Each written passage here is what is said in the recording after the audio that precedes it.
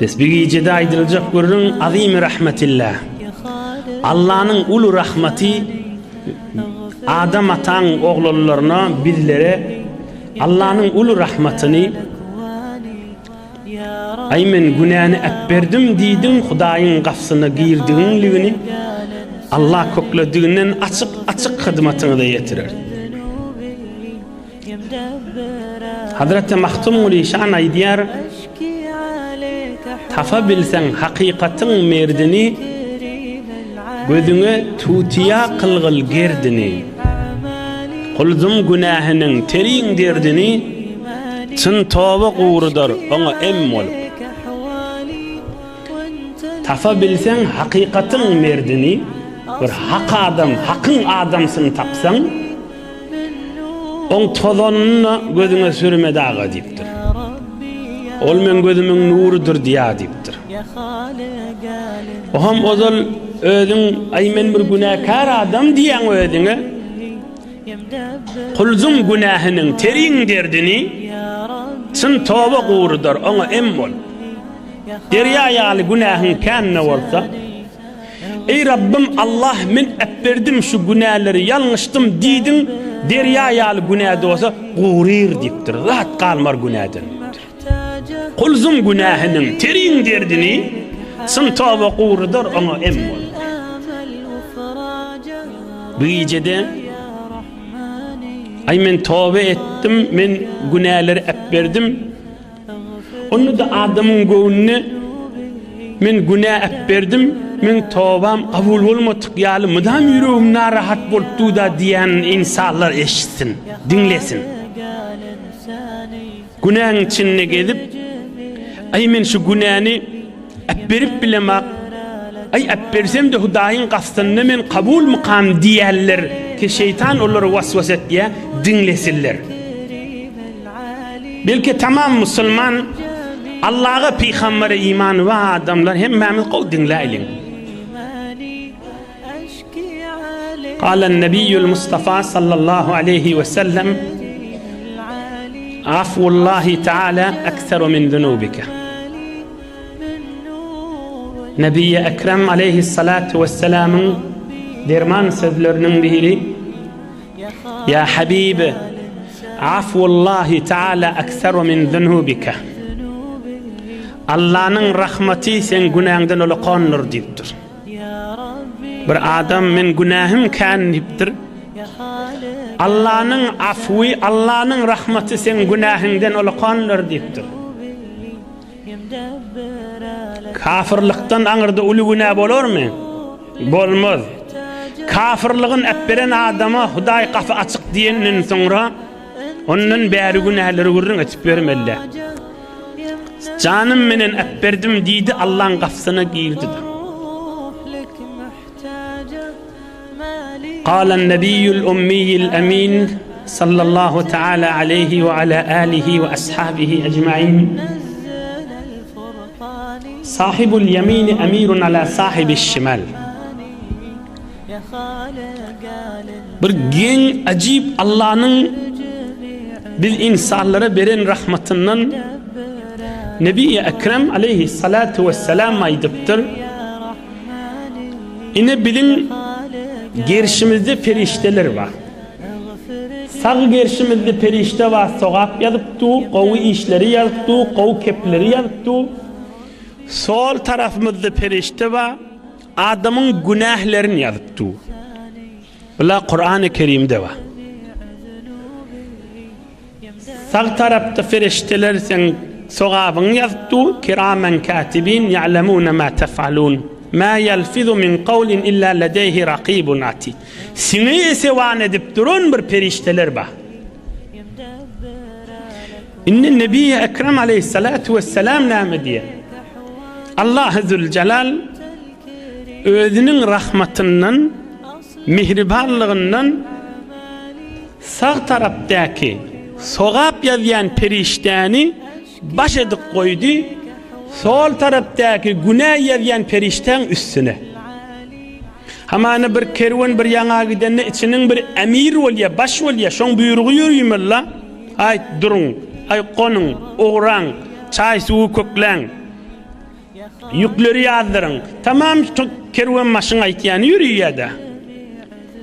Bir iki ferişten içinde de baş emir sağ taraftaki sogabı yazyan.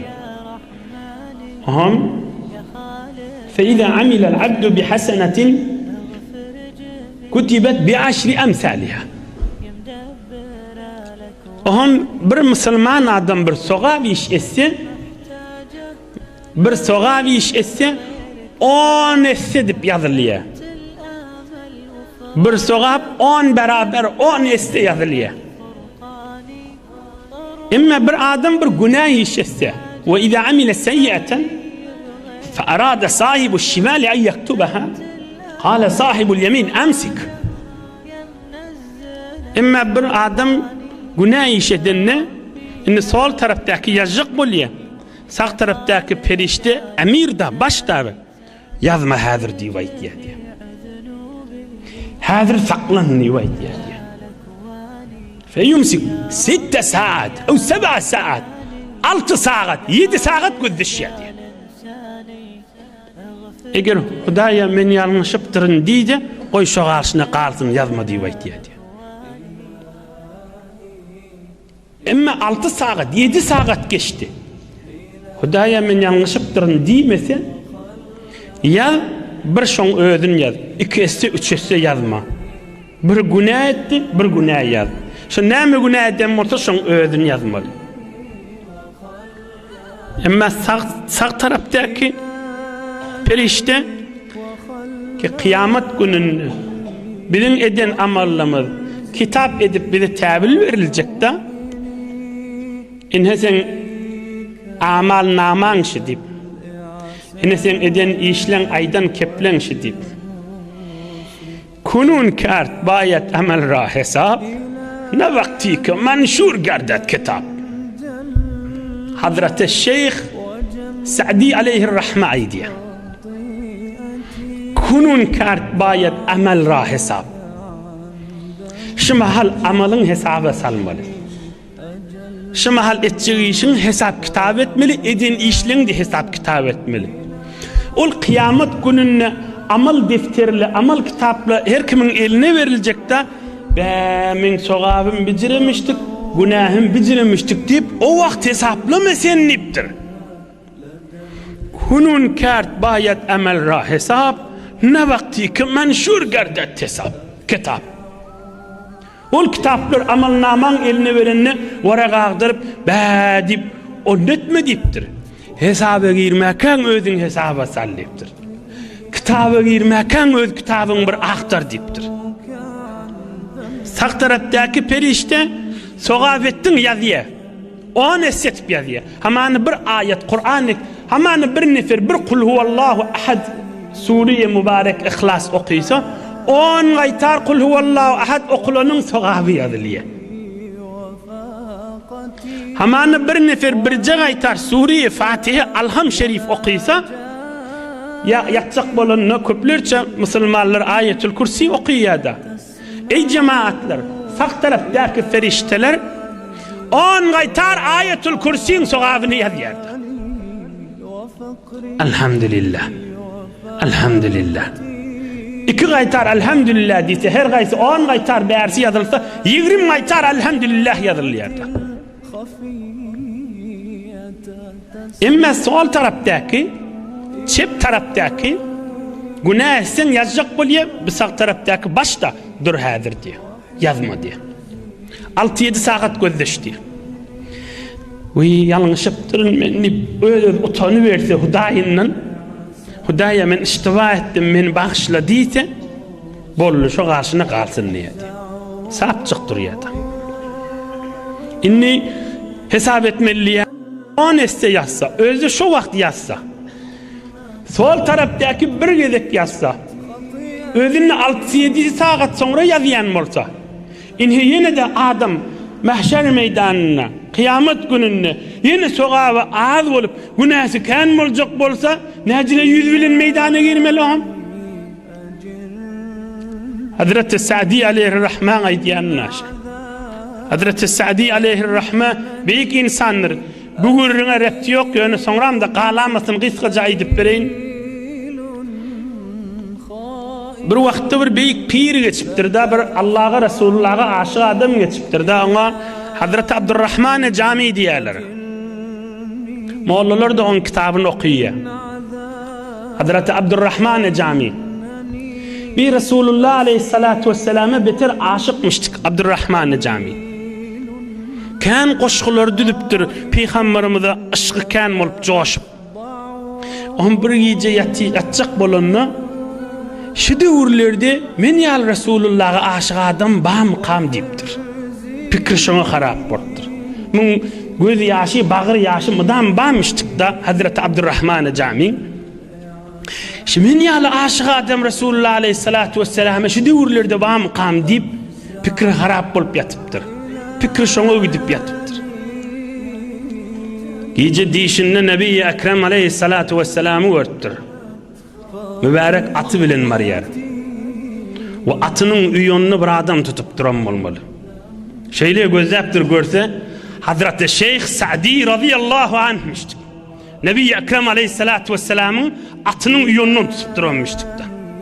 Şeyh Sa'di aleyhirrahme bizden öwdemişdik. Resulullah aleyhissalatu vesselam'ın ışkyna we mehabbetine diýipdir. Hazreti Sa'di aleyhirrahme kunun kart bayet amel ra hesab ne vakti ki manşur gardat kitap diye. Kıyamatta amal defterin paylananna şonu ve hesap kitap edip onu güymen mi peydası yok daha onunla. Şu mahal fırsat deyipdir. Şu sağ tarafta sol tarafta periştan gurrunu bolacak şeytanın cevabına. İnni geleylin asıl cevap näme? Şeytan aýdypdyr men adam oğluna azdırarın nipdir. Allah Azze Celal aýdypdyr ve izzeti la ahcibu anhu at-tawbah ma lam yugharghir bil maut ve la yad'uni illa ajabtuhu ve la yes'aluni illa a'taytuhu ve la yastaghfiruni illa ghafartu lahu kaza fi ad-durr al-mansur lis-suyuti. Allah Azze Celal aýdypdyr şu adam oğluny ta can gargara gelýänçe jany ahyrky lehze gelýänçe Hudaýa men ýalňyşdym diýdi, gafyny açyk goýjak diýipdir. Ta can gargara gelýänçe, ýani bir sagatdan can merjek, ýok, bir dagygadan can merjek, ýok, ahyrky lehzelerine. Ýöne häzir ölüm görünenakda. Häzir gargara baranakda. Ahyrky lehzesine baranak. Jany bilen ýanyp Hudaýa men ýalňyşdym diýse, meni bagşla diýse, gafyny açyk goýjak diýipdir. Ta ahyrky jan gargara barýança. Bila bir. Her hatsan Rabbim eýäm diýipdi, dilese menden dünýäsini berer, ýa ahiretini berer diýipdir. Hiç boş gaýtarjak däl diýipdir adam ogluny. Her hatsan Hudaýa meni bagşla, men ýazdygym öt, men günahkar boldum diýse, meni günahyny geçjek diýipdir. İnni Kur'an-ı Kerim'de lemen tabi'aka minhum la'amla'anna cehenneme minkum ecma'in imma ta ölünçe şeytanın ýerine düşüp getse onu dowda salaryn diýipdir. Ta ahir gatrat, ahir jannetçeli. Can çykýa gitdi, Hudaýa men bagşla diýmän taby bolup getse ýerine düşse onu cehennem oduna salaryn diýipdir. Allah Azze Celal hemmemizi içerlemiz bilen ve hemme muslimine muslimati rahmet ve mağfiretine sarsın. Tabliğ İslam Türkmen dilinde ve başka dillerde